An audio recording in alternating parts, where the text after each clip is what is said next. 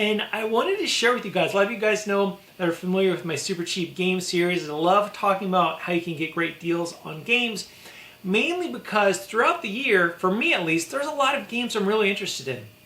And granted, there's games that I'm going to be picking up on day one, those retail games. But if you think about it, I was watching E3, and to be quite honest, I might be exaggerating, maybe I'm thinking too high a number, but I was thinking, man, there's at least 30, 40, maybe even more games that were shown or talked about during E3 that I'm interested in, that are going to be coming out for the rest of this year and also 2019.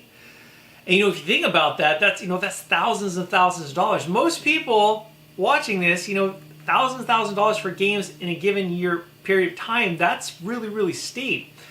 And so to be able to get some games on day one and then down the road pick up those games for 20 or 10 or $5, that's something that's more doable or more achievable. And some people watching this might be thinking, Jimmy, why do you want to support the developers? I do, but unfortunately, like I said, there's only so many developers you can support, especially if you're interested in a lot of games. And some people might be thinking, well, if you just don't get it on day one at the full price, you're not, what's the point? But actually, that's not necessarily true, mainly because you might not pick up a game when it's first released, because oftentimes when a release day happens, there might be 2 or 3 games that you might be interested in that are released on the same day, but you can only afford one, and that's just the way it goes sometimes. If you get that one game, like me, if you get that game on release day, you're grateful that you have the opportunity to get the game and that you can afford it. But kind of going back with what's the point if you can't get it on day one?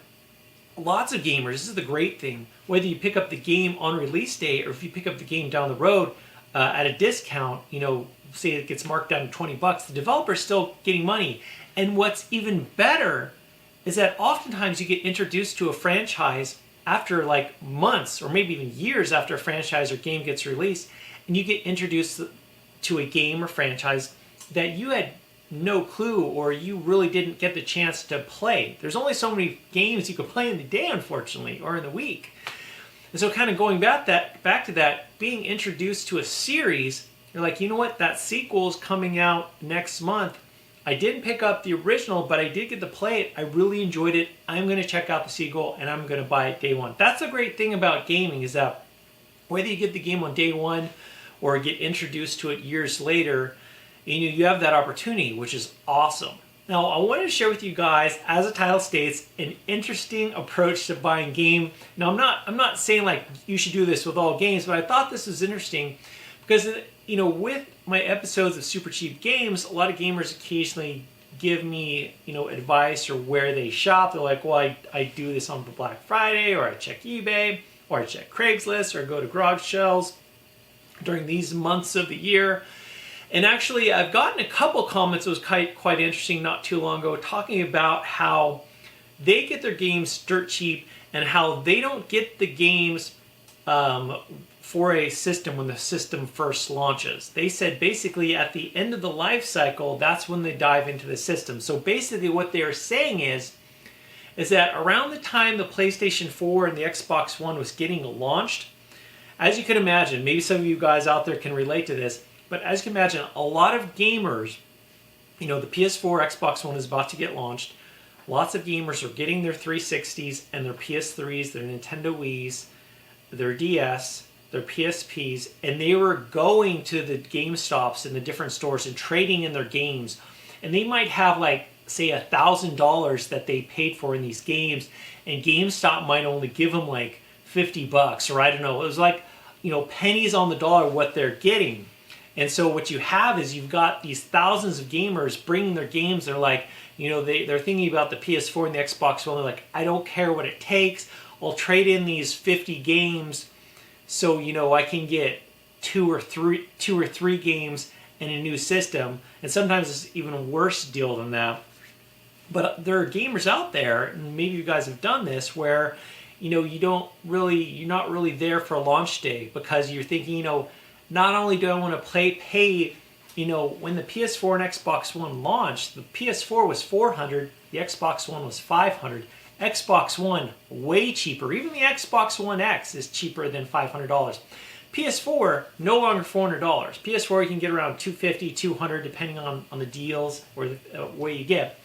So not only that, sometimes with the new system, there are issues. Say for instance with the Nintendo Switch, a lot of people got the Nintendo Switch launch day, there are cracks and issues with the system. Nintendo knows about that now. They're going to be able to have a better product, and I can see the not too distant future Nintendo Switch dropping in price. So not only are you having systems that drop in price if you wait, I didn't wait on the PS4. I got a on launch day, but I'm just saying people who wait get systems at a lower price, but also they get a much bigger library, plus they also get a much bigger library with games that are dirt cheap. They're not paying $60 for Knack.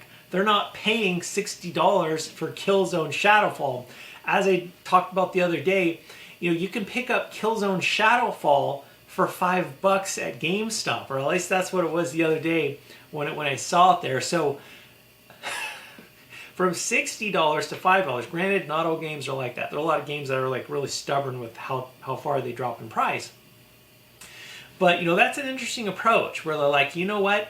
When the PlayStation 5 comes out, or the Xbox 2, or whatever that next Xbox is going to come out, when the PlayStation 5 does get released, they're like, you know what?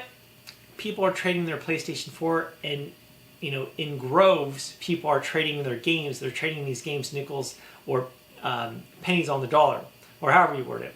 And so instead of those gamers who maybe bought those things on launch day at $60 or $40, $30, now they're able to go on eBay and see these super excited gamers who want the next PlayStation system, and they can pick up a system and a whole bunch of games for dirt cheap. Granted, I'm hoping that the PS4 has a much longer life cycle, continues to get supported, but that's a really interesting approach to, be a little bit patient, and instead of getting a few games, you get dozens of games for around the same price or maybe even less. But guys, that is what I want to share with you guys today, in addition to all the videos I've made talking about picking up games on the cheap. In the comment section below, share with me your thoughts on this, and also your strategies or ways you've been able to pick up games on the cheap. Is it common? A lot of you guys, are there games that you just wait to pick up on the cheap, and how do you do so? Do you pick them up on eBay, or do you pick them up on like Amazon or at your local store? You just wait for a price drop to $20 or $30, or wait for the clearance for those games that are like not too pressing. Those like games are like, oh, I gotta have it day one, but games that are like, that's interesting, but I'll wait on that. Let me know in the comment section below. But as always, guys, thank you so much for watching. If you enjoy this video, definitely make sure to hit that thumbs up button. I'll catch you guys later.